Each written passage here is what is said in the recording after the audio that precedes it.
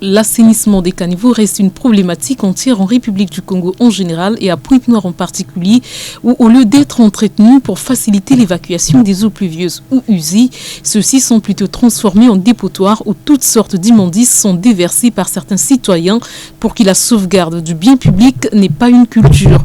Ce que déplore d'ailleurs le directeur des équipements et des travaux publics de Pointe-Noire, Jean-Louis Boukou, dans une interview accordée à MCR TV. La première cause, la mort des caniveaux, c'est l'incivisme de nos concitoyens. Le but du caniveau, c'est d'amener, je l'ai dit, les eaux d'un point A à un point B, et le point B qui doit être l'exécutoire. Mais qu'est-ce que nous voyons dans la ville? Bien, on se permet de prendre les ordures ménagères, les pans de terre, les débris, tout ce qu'on trouve, on met dans le caniveau. Il y a beaucoup d'exemples, allez-y dans le secteur du marché central, allez-y partout. Et on ne peut pas curer ces caniveaux. On attend que la mairie vienne curer ces caniveaux. Alors que celui qui critique, qui dit que les caniveaux là ne font pas passer les eaux, ces caniveaux là ne font pas passer les eaux, ces caniveaux sont mal faits, c'est lui qui a jeté les détritus dans le caniveau. C'est lui qui, en termes simples, a bouché le passage d'eau. À Pointe-Noire, on peut désormais balayer devant chez soi sans s'inquiéter. Un incivisme cautionné puisqu'aucun citoyen n'est interpellé pour cette pratique.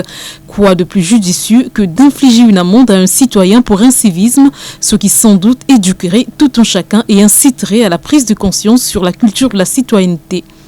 Vivement ceux qui ont la responsabilité de proposer des lois à l'hémicycle y pensent pour que l'ordre soit établi.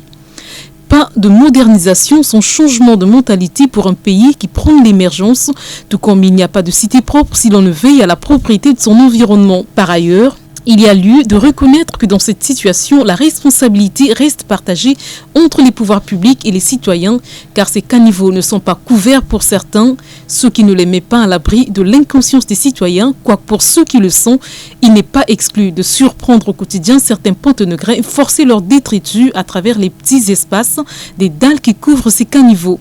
Quoi qu'il en soit, le seul moyen pour maintenir un environnement sain et d'éradiquer l'incivisme des citoyens reste la sanction d'une part, et d'autre part, le respect de l'aménagement des ouvrages urbains par ceux qui en ont la charge.